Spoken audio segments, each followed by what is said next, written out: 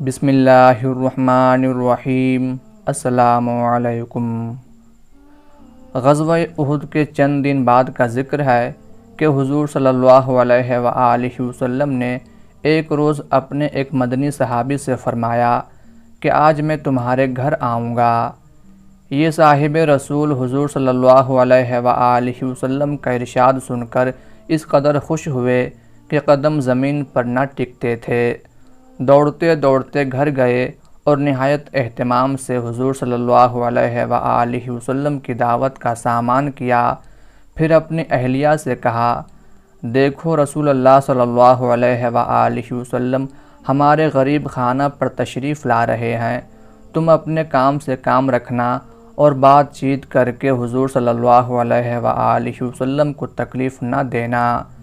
تھوڑی دیر بعد حضور صلی اللہ علیہ وآلہ وسلم نے نزول اجلال فرمایا تو صاحب خانہ اور ان کی اہلیہ خورشید رسالت صلی اللہ علیہ وآلہ وسلم کو اپنے گھر میں جلوہ بار دیکھ کر فرط مسرت سے بے خود ہو گئے اور حضور صلی اللہ علیہ وآلہ وسلم کے سامنے دیدہ و دل فرش راہ کر دیے۔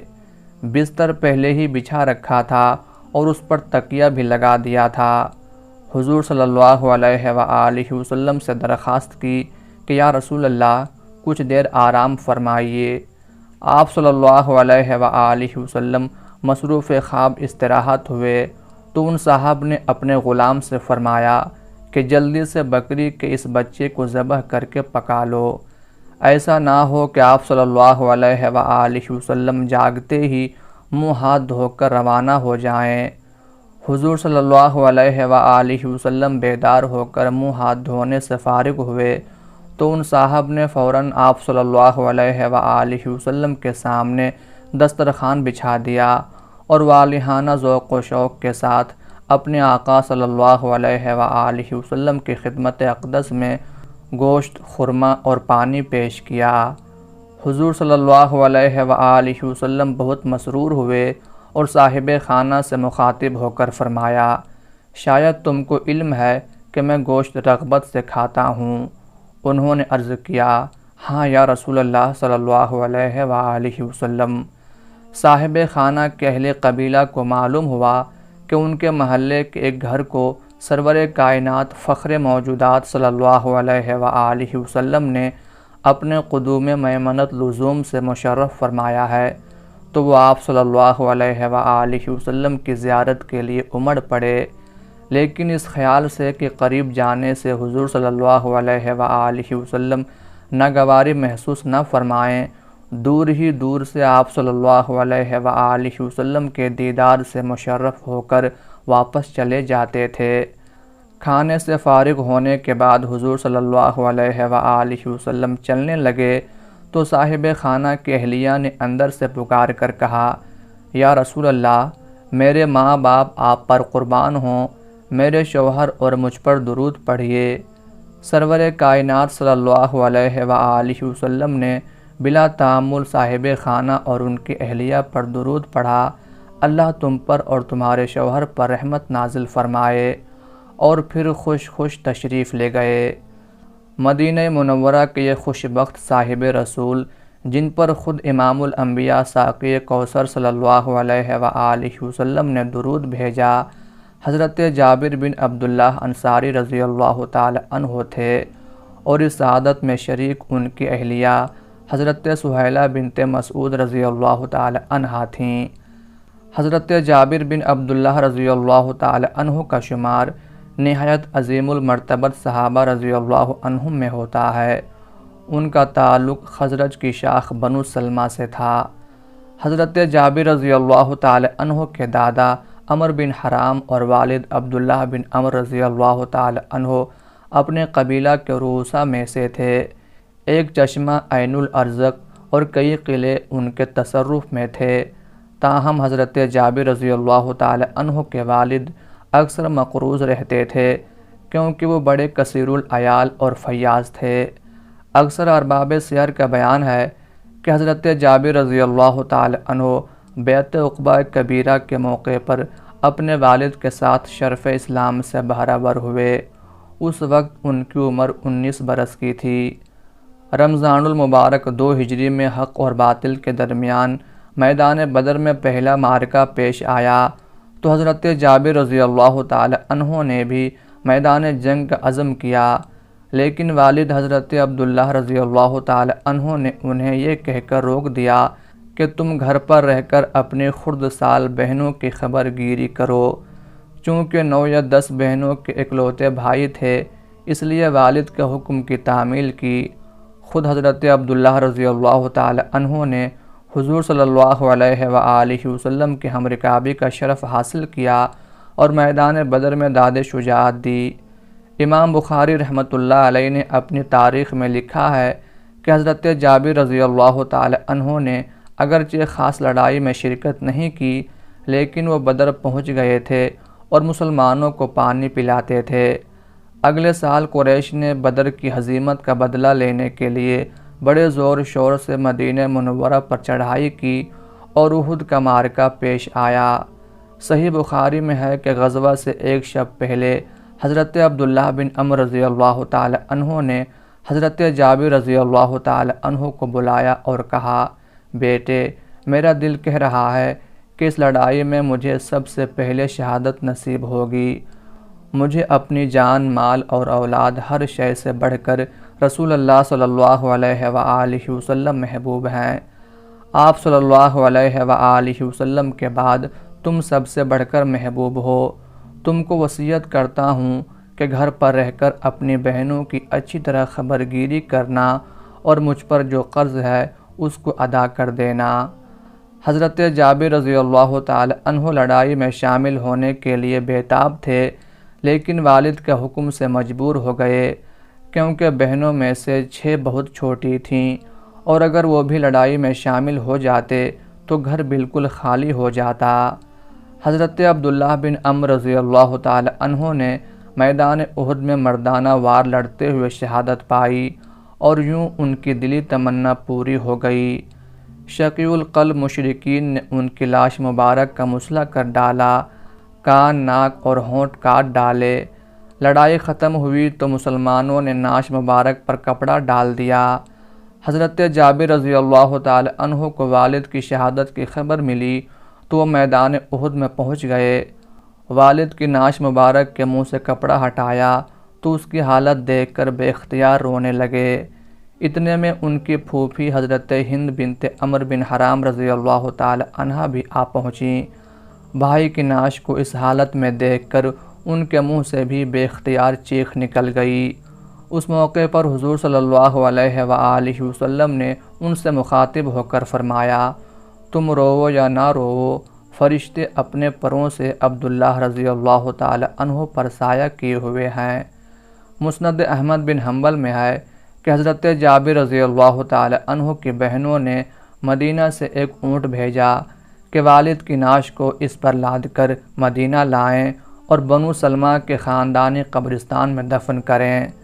حضرت جابر رضی اللہ تعالی عنہ نے ایسا ہی کرنا چاہا، لیکن حضور صلی اللہ علیہ وآلہ وسلم نے اجازت نہ دی اور حضرت عبداللہ رضی اللہ تعالی عنہ کو ان کے بہنوئی حضرت عمر بن جموح رضی اللہ تعالی عنہ کے ساتھ احد کے گنج شہیدہ میں ایک ہی قبر میں دفن کیا۔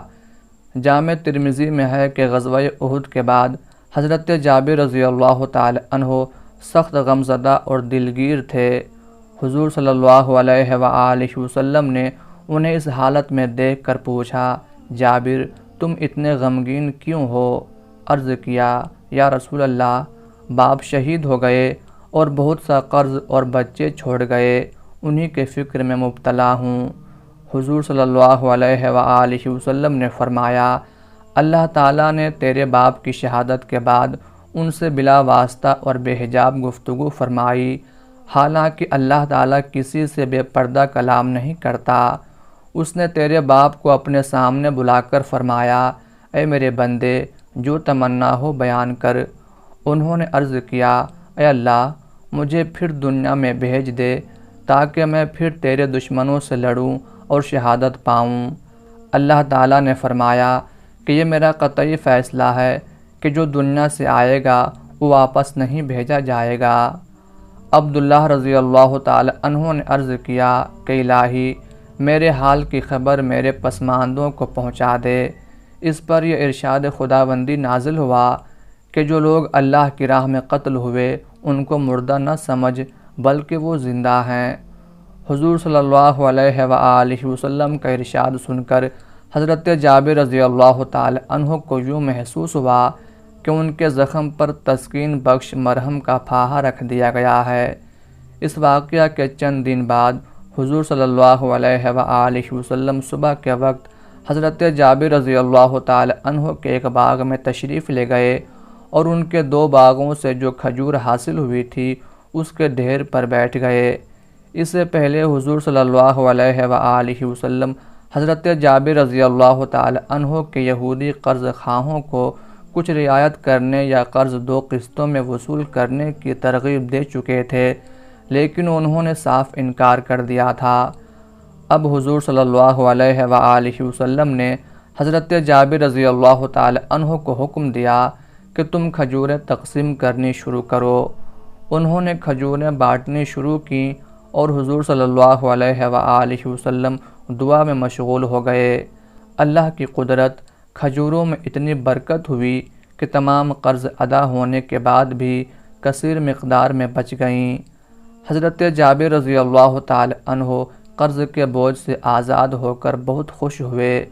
حضور صلی اللہ علیہ وآلہ وسلم نے بھی اللہ کا شکر ادا کیا کہ اس نے آپ صلی اللہ علیہ وآلہ وسلم کے ایک مخلص جانثار کو ہر وقت کی فکر سے نجات دی۔ صحیح بخاری اور مسند احمد بن حنبل میں اس واقعہ کو حضور صلی اللہ علیہ وآلہ وسلم کے معجزات میں شمار کیا گیا ہے۔ کھجوروں کی تقسیم کے بعد حضرت جابر رضی اللہ تعالی عنہ حضور صلی اللہ علیہ وآلہ وسلم کو اپنے مکان پر لے گئے اور آپ صلی اللہ علیہ وآلہ وسلم کے سامنے گوشت، خرما اور پانی پیش کیا۔ اس موقع پر حضور صلی اللہ علیہ وآلہ وسلم نے حضرت جابر رضی اللہ تعالی عنہ اور ان کی اہلیہ پر درود پڑھا۔ اس واقعہ کا ذکر اوپر آ چکا ہے۔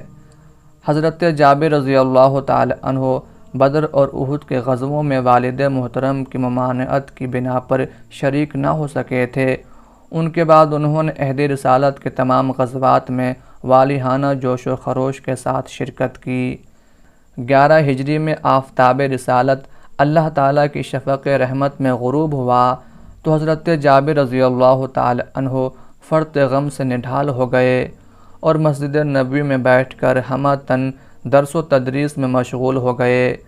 اب ان کے وقت کا بیشتر حصہ لوگوں کو قرآن پڑھانے اور حضور صلی اللہ علیہ وآلہ وسلم کے ارشادات ان تک پہنچانے میں صرف ہوتا تھا۔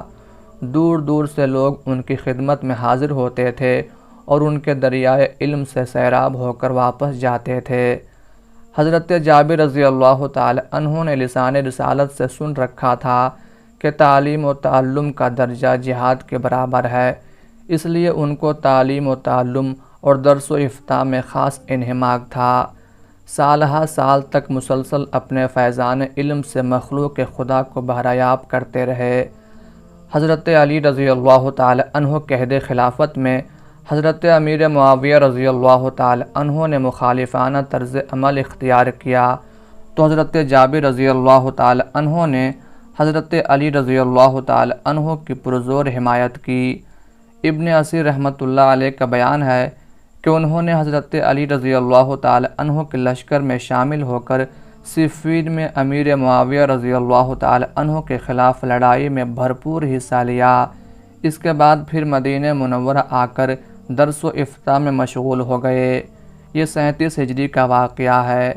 3 سال بعد امیر معاویہ رضی اللہ تعالی عنہ کی طرف سے بصر بن ابی ارطاح مدینہ منورہ کا عامل بن کر آیا تو اس نے اعلان کیا کہ بنو سلمہ کو اس وقت تک امان نہیں مل سکتی جب تک حضرت جابر رضی اللہ تعالی عنہ امیر معاویہ رضی اللہ تعالی عنہ کی بیعت نہ کر لیں۔ حضرت جابر رضی اللہ تعالی عنہ نے ام المومنین حضرت ام سلمہ رضی اللہ تعالی عنہ سے مشورہ کیا اور بادل نخواستہ بصر کے پاس جا کر امیر معاویہ رضی اللہ تعالی عنہ کی حکومت پر بیعت کر لی۔ یزید کے عہد حکومت محرم 61 ہجری میں کربلا کا واقعہ حائلہ پیش آیا تو حضرت جابر رضی اللہ تعالی عنہ کو بے حد صدمہ پہنچا جب انہوں نے سنا کہ یزید نے شہیدان کربلا کے پسماندگان کو حضرت نعمان بن بشیر رضی اللہ تعالی عنہ کی نگرانی میں دمشق سے مدینہ منورہ روانہ کیا ہے، تو پیرانہ سالی کے عالم میں بنو ہاشم کے کچھ لوگوں کے ساتھ کربلا پہنچے تاکہ غمزدہ قافلے کو اپنے ساتھ مدینہ منورہ لائیں۔ خاندان رسالت کا مصیبت زدہ قافلہ جب دمشق سے کربلا پہنچا تو حضرت جابر رضی اللہ تعالی عنہ نے آنسوؤں اور آہوں کے ساتھ اس کا استقبال کیا۔ حضرت زینب رضی اللہ تعالی عنہ نے بنو ہاشم کے لوگوں اور حضرت جابر رضی اللہ تعالی عنہ سے مخاطب ہو کر فرمایا، اے بنی ہاشم، تمہارا چاند غروب ہو گیا۔ اے میرے نانا کے صحابی، تو نے جس بچے یعنی حضرت امام حسین کو کبھی اپنے آقا صلی اللہ علیہ وآلہ وسلم کے دوش مبارک پر سوار کیا تھا، اس کا جسم اطہر گھوڑوں کے سموں سے پامال ہو گیا۔ حضرت جابر رضی اللہ تعالی عنہ اور اس موقع پر موجود دوسرے سب لوگ حضرت زینب رضی اللہ تعالی عنہ کی باتیں سن کر بے اختیار رونے لگے۔ اس کے بعد وہ اس مصیبت زدہ قافلے کے ساتھ مدینہ منورہ پہنچے۔ 74 ہجری میں حجاج بن یوسف ثقفی مدینہ منورہ کا امیر مقرر ہو کر آیا تو اس نے ایسے تمام لوگوں سے باز پرس کی جنہوں نے حضرت علی رضی اللہ تعالی عنہ کی پرجوش حمایت کی تھی۔ ان میں متعدد جلیل القدر صحابہ رضی اللہ عنہم بھی شامل تھے۔ حجاج نے سرور کائنات صلی اللہ علیہ وآلہ وسلم کے ان جانثاروں کے احترام کو بالائے طاق رکھتے ہوئے ان کی گردنوں اور ہاتھوں پر مہریں لگوائیں۔ ابن اسیر رحمۃ اللہ علیہ نے عزد الغابہ میں لکھا ہے کہ حجاج نے حضرت جابر رضی اللہ تعالی عنہ کے ہاتھ پر مہر لگوائی۔ اس وقت وہ عمر کی 94 منزلیں طے کر چکے تھے، آنکھیں جواب دے چکی تھیں، سخت ضعیف اور ناتواں ہو چکے تھے، اور عقبہ صحابہ رضی اللہ عنہم میں سے صرف وہی حیات تھے۔ اس واقعہ کے چند دن بعد پیغام اجل آ پہنچا اور عالم اسلام کی اس برگزیدہ ہستی نے اس پر لبیک کہا۔ ایک روایت کے مطابق حجاج نے نماز جنازہ پڑھائی اور ایک دوسری روایت کے مطابق حضرت عثمان غنی رضی اللہ تعالی عنہ کے صاحبزادے امام رضی اللہ تعالی عنہ نے نماز جنازہ پڑھائی اور بقیع میں سپرد خاک کیا۔ اللہ تعالیٰ کی ان پر ہزارہ رحمتیں نازل ہوں، آمین یا رب العالمین۔